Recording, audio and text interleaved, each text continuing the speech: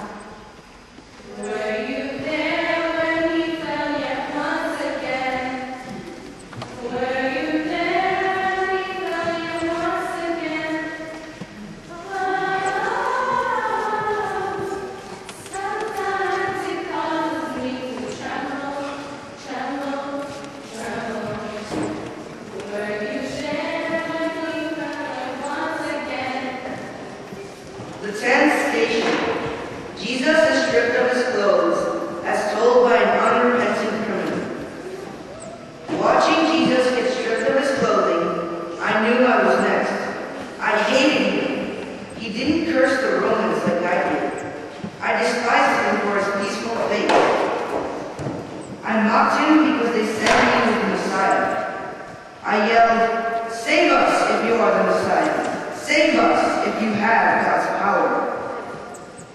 I would have done anything to save myself, but he seemed to welcome death as if it were a door to a better life. I was there when he stood with dignity as the Romans humiliated him. He filled my soul with bitterness.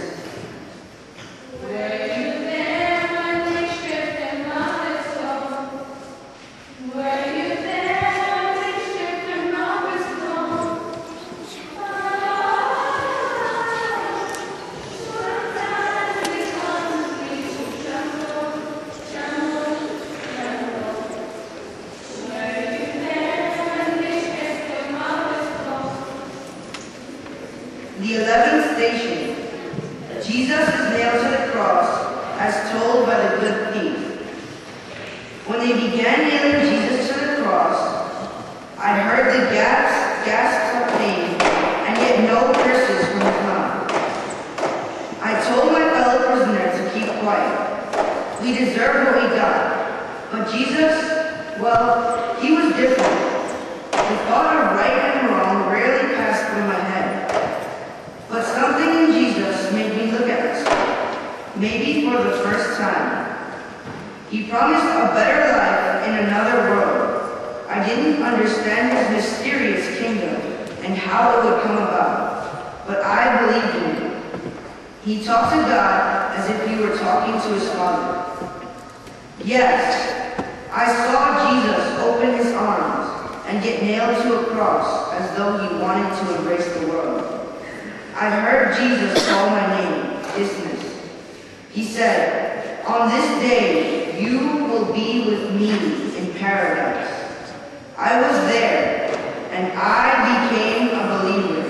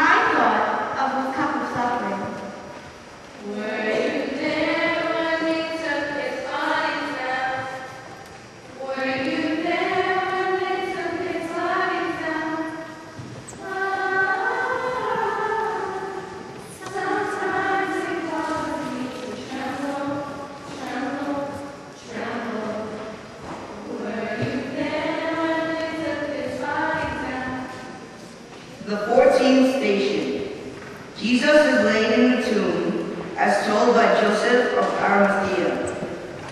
I saw the drama unfold to the bitter end. I was with the council that planned his death, and although I did not support the council's decision, I did not stop them. Could I have stopped them? Was I afraid that the council would discover that I was a secret disciple? Jesus warned me of the use of riches, and indeed I am a rich man. I was overjoyed when he accepted me as a disciple. That was a privilege, but no the greatest.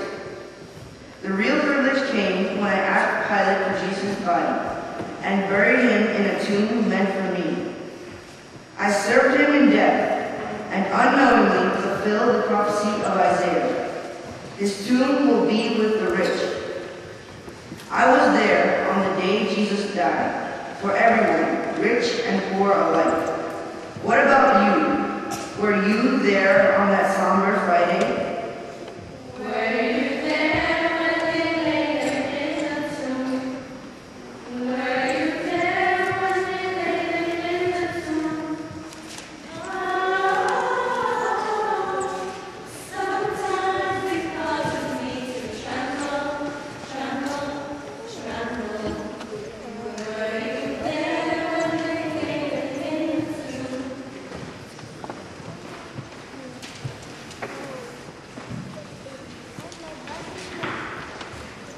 And that's the end of our Passion play, as we await, of course, the resurrection of Jesus.